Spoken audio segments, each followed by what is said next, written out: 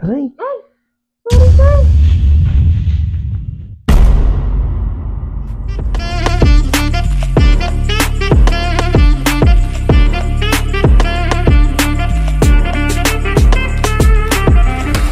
And with me dito sa Cinderella Dream Main, kasama ko ang ating pambata sa Miss Supranational, Miss Katrina Legado. Yes! Hello, Welcome to Cinderella.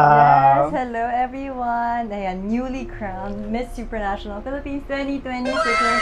Thank you so much to Cinderella Drip dahil sinuportahan nila tayo throughout our journey. Oo, grabe yung support ng mga ng mga box natin dito sa Cinderella kay Kat. Kat, nakakatuwa kasi kung makikilala, kanina kasi before tong kinuhanan, nagchichikahan dito, baklang-bakla pala siya talaga. Opo, natural lang. And of course, ito yung natin, normal, talagang mapapakita natin na very relatable and authentic na talaga. That's what a true queen is. Napapatitig ako sa kanya kasi yung mukha, nag-ayos ako ha, pero balat lang siya, walang powder, walang kahit ano. Lip tint lang, syempre. Bad trip. Okay, pero ayan, as a queen, ikaw ba, kasi ako, nakakapanood ako, and some of my friends na sa gay pageants, di ba? Meron silang mga kanya-kanyang rituals. May mga pamahiin sila na parang, yung iba dyan, bawal mong hiraman ng gamit.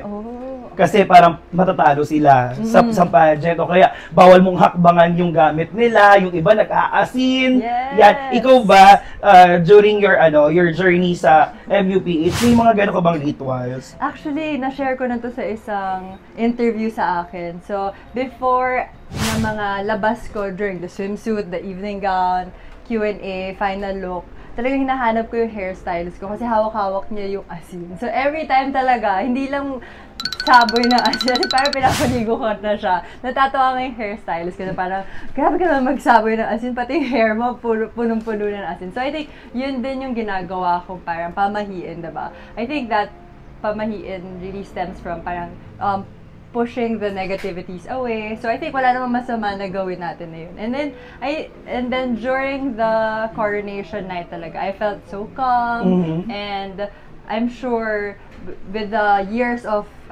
preparation and training and of course yung ginawa nating pamahiin. Sana nakatulong yun.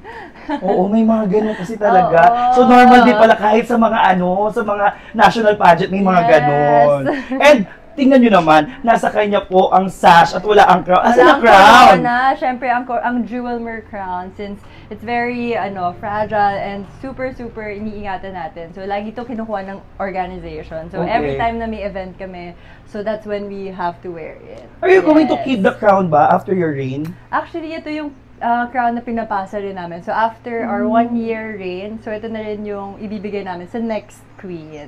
Same with, yung Miss Universe Philippines. And all the other crowns like Cosmo and si Eco International. Yes.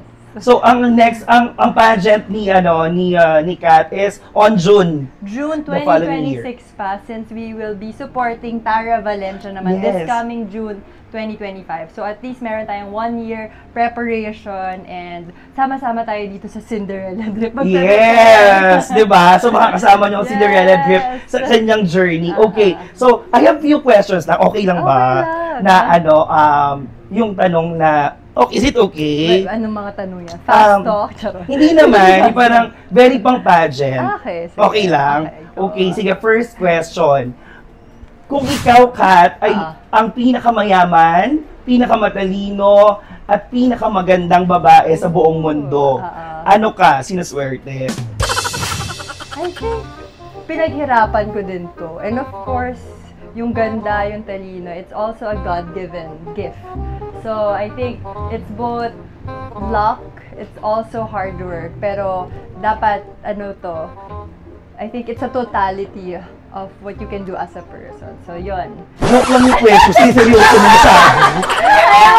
Grabe! Joke lang yun, ate. Gusto. O sige, let's go to religion. Religion naman. Religion. Sino ang mas banal? Or sino ang mas religious? Banal na aso o santong kabayo? I think santong kabayo. Why? Ay, kasi may friends ako. Mga mukhang... Sabi na yung bakla. Shout out to! Shout out pa. So, ayun lang. So, again, good luck to your journey and thank you sa pakikipagbaklaan sa akin. Tara, tuloy. Si Kat. Uy, Tara, good luck sa Miss Supranational 2025. Okay. Tapos, eto pa pala. Eto, tawag dito, pahabol. Okay. Ang kauna-unahang Asian na Miss Supranational is from the Philippines. Si Mutya, di ba? Yes, si Mutya.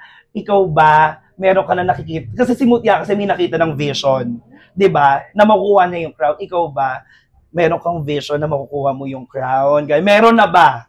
I think kami talaga, naiisip na namin na ito na yung pangalawang Supranational crown for the Philippines. So nararamdaman ko and pag-iigihan pa natin yung preparations para talaga maibalik natin second Supranational crown. Yes! Panabakan naman natin! Guys, come on!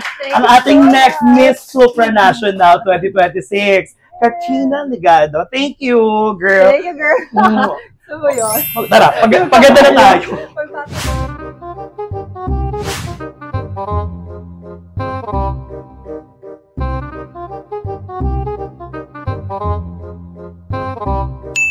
So, it's haifu time for now. Ang mag-aalaga sa akin ay si... Hello, I'm Elaine. Si Elaine. Ayan. So, sa haifu procedure, kailangan anesthesia muna, di ba? Wash muna, sir. So, i-cleanse muna kasi nga may makeup. Ay! Ay! Sorry, sir. Charing lang. Charing lang, B. Na-prank mo ako, Ano na-video mo yun? Video die! Actually, dito first time sa haifu. So, yung haifu, ano ba yung kinaiba ng haifu sa RF, sa Excelis, Elena? Mas effective po yung yung haifu namin kaysa sa RF. Yun po yung namin, sir. Yung haifu talaga. So, ayun, mas effective, di ba? Tapos makikita mo rin agad yung diff niya after ng procedure, pero mas lalabas yung yung pagkaimpis ng pes mo within 3 days, di ba? Yes po, sir. Yun. So, ito yung sikreto. Bakit? Minsan lumalaki yung katawan ko, pero yung mukha ko hindi. Ayan, haifu lang yan. Divine. So, it's anesthesia time mo. I can feel the bass in the stereo. Can you feel my heartbeat beat tonight? When I look at you, I feel on fire. I can see the lights don't fight the music. Baby, just let go and you know.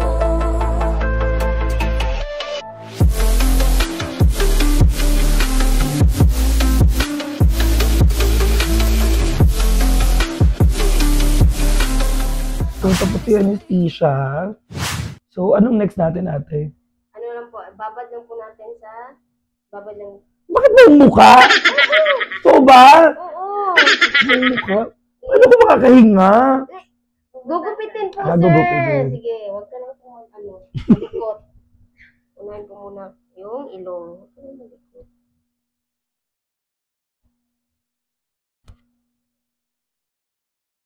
Ha! Ayan, sir. Tinatakot mo naman ako. Mas lumpia muna ako today. Lumpiang bakla. So ayun, after 30 minutes na anesthesia, we will start the haifu. And yung haifu dito sa Cinderella, 9D na siya. So talagang makikita mo na instant nahuhumpak ang iyong pes. Pero yung yung pinaka-bonggang effect nun is after 3 days. Right, Ate Odette? Yes. So ayun, let's start the haifu now. I can feel the bass in the stereo. Can you feel my heartbeat beat tonight? When I look at you, I feel on fire. At ayun, tapos na nga ang ating haifu. Kung saan yan, instant. Nakita nyo naman. Nawala ang aking pisngi. So, ito yung before and after ng ating haifu. So, alam niyo na, very effective talaga sa Cinderella drip. Sorry, yung boses ko parang bumaba kasi talaga nakaka-relax talaga dito. So, maraming salamat to our CEO, Miss Ariana Lopez, sa ating COO na si Maka Cruz, at syempre maraming salamat sa ating mga managing partners na si Gerald Drip. Ayan, ang page nila ay ito. So, i-click nyo ang follow button para malaman nyo mga kaganapan dito sa Cinderella Drip. At syempre sa mga malalayo, meron tayong ibang mga branches. So, that's all for today's baklaan. Maraming salamat sa nakisaya. So, please subscribe sa aking mga social media accounts. Subscribe na sa aking YouTube. Please click, please click the notification bell para maging updated kayo sa mga kabaklaan ko. So, until our next baklaan, this is your ultimate bida-bida. My name is Gray, saying God bless and be kind to everyone.